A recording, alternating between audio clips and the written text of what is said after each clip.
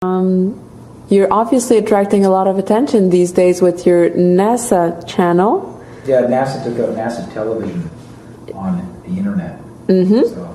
And we'd like to know a bit more about you. What's your background? What made you a sudden specialist with the shape of the Earth? Well, if I tell you it's a certain thing, and without having an instrument to prove it for over 1,000 years, let's say 500, I'll be generous, and there's no instrument or exploration of the surface, but you tell everybody it's that, if you're wrong, are you going to tell everybody?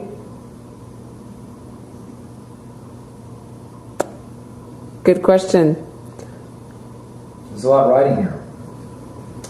Everybody who's got a degree in physics, the credibility of every university institution over the past 500 years, the concept of Darwinism, evolution, where we're from. If they lie about the shape, everything falls apart. Even the notion of scarcity, especially if there's more real estate, more land, more resources, more oil. And what about you? Where do you come from? Your imagination. Meaning, what's your background, your studies, what? Self-taught, high realist painter. Started painting at the age of 3. So before my brain was gotten a hold of by curriculums and schools, I was already well on my way in understanding perspective on the horizon line. Like how to draw perspective, three-dimensional reality form. My goal at a very young age was to be able to reproduce paintings that looked like reality, like a camera took it. It's just this weird fetish I've always had since I was very young. When you would look at an image, I would have the photo right next to the image, and I really get off on confusing people whether they could just and I'd say, which one's the photo? And I would get off. It's been this freaky fetish I've always had to watch people's eyes sort of scramble. And it would come up closer and I'd be, no, 6 feet. You have to decide from 6 feet. In this case, when it comes to a picture of the Earth from space, not only will no one ever go up in a rocket to check out if it does look like that, but it's more than the distance of 6 feet. So you were hired by NASA not because of your knowledge in astronomy, just because of your talent at painting? They enjoyed the way I painted things to make things look real, like my understanding of light. How I could take something that doesn't exist in reality. After a certain point, I surpassed needing photos, and I could basically construct things that don't exist, understanding how light would hit form. And they recruited me after a vernissage, after I graduated from political science intelligence at a Jesuit school in Canada, known as St. Francis Xavier. They recruited me at a university exhibition. And what was your job like? Well, in the beginning it was like, we'd like to see some samples of textures and stuff like that, and they started really pushing me into using, different types of spill effects and stuff like that.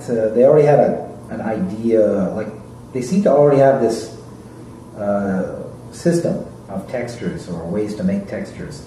So they asked me to, I guess I was just filling in on somebody else's work, like a predecessor who went into retirement.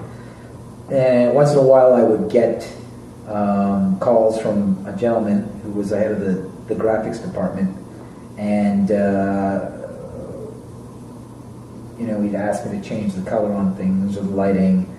And then what they would do is they would send me like a drawing or an architectural drawing of like an instrument that might be scouting the surface of a celestial body, be it a moon or a planet.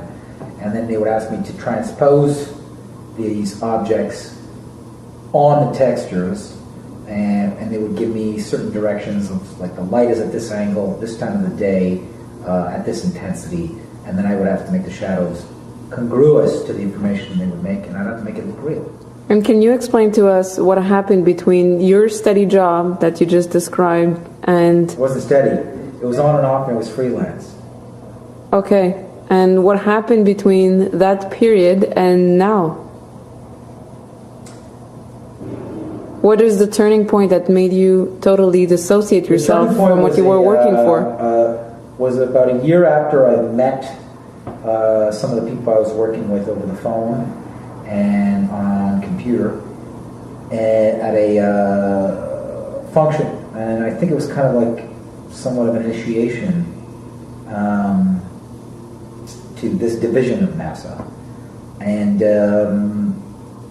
there was one gentleman there that didn't work for NASA, but he was like a consultant for the U.S. Defense Department, GPS, and NASA. And he was a physicist and a painter. Very interesting combination. He was a well-known astrophysicist and a photorealist painter.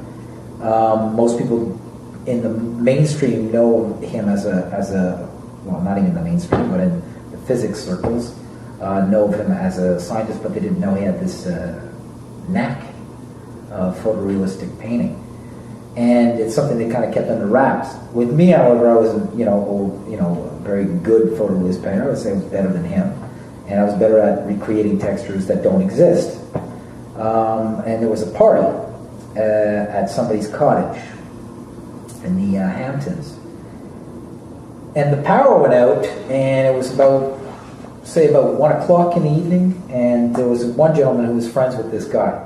He was this consultant for the U.S. Defense Department. Now, this guy was basically a friend of one of my superiors and a colleague. And basically, they started to, I think the conversation started turning around like something about GPS coordinates weren't working or something concerning Antarctica, and so then he made a crack. This gentleman was working for them both as a consultant, so it was like, I was like, well, so you should go out there and just and check this thing out, see if it's still functional.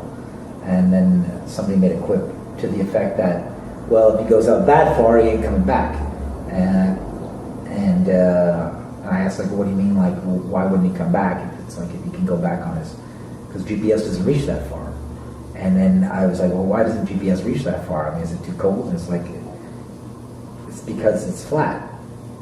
And they started laughing. They all started laughing. And my superior had quite a weird smirk on his face. He was watching me to see how I would take all this. And there was no lights on, and they had candles that they just lit. And then basically he took out some chalk, and it was like a cement sort of plank floor of some sort, and he started drawing out the Earth, all the continents exactly, but how they function, everything, physics, science, how everything we understand in movement of energy and objects in this new or hidden science, hidden from the public, how everything is caused by temperature, as opposed to like this very evasive notion of energy with Einstein and Hawking, that there's three ingredients to make a universe: energy, mass, and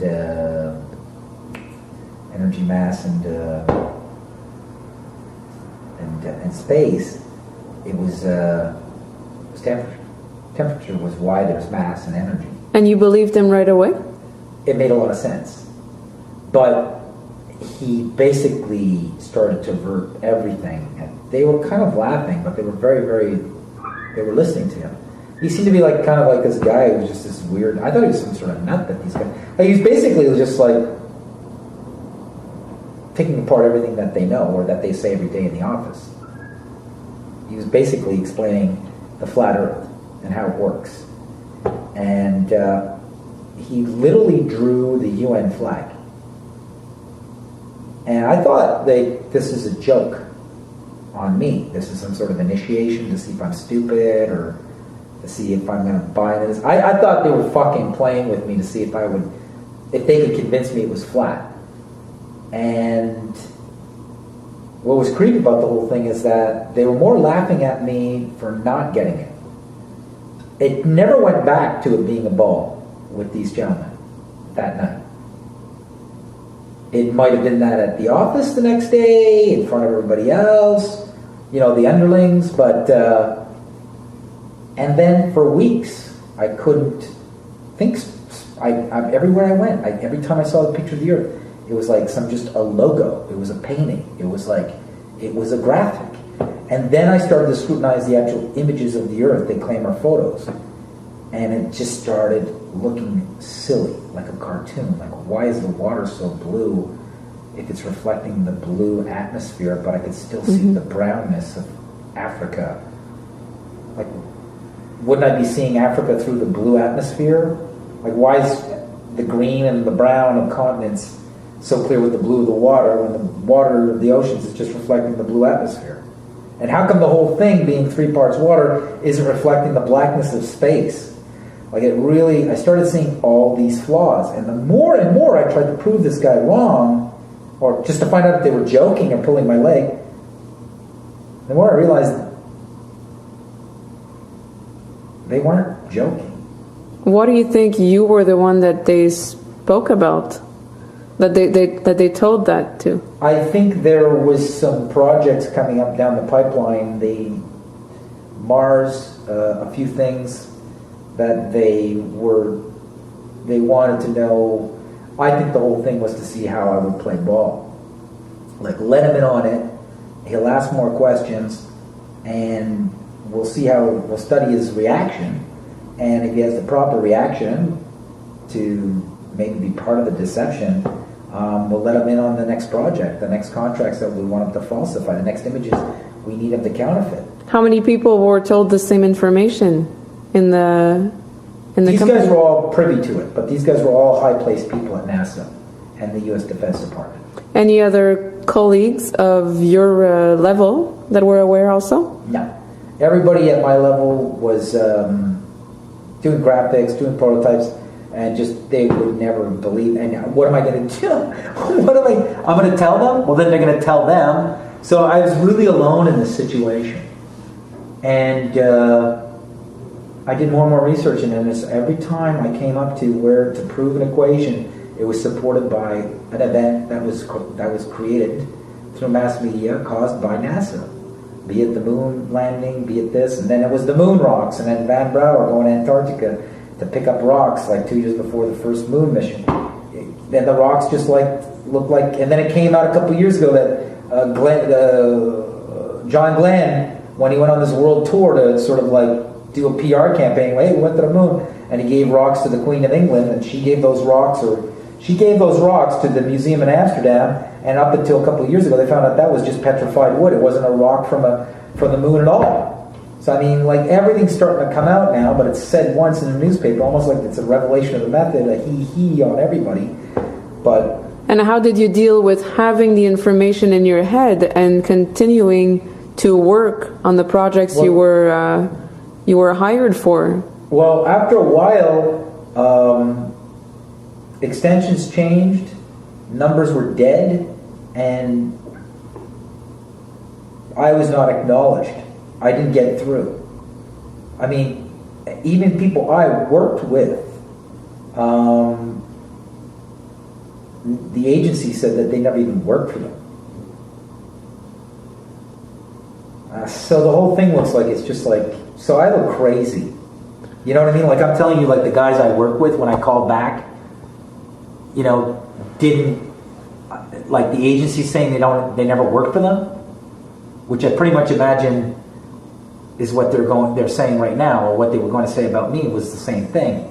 I mean, go ahead, call them up, ask if Matt Boylan, the comedian, ever drew paintings for NASA.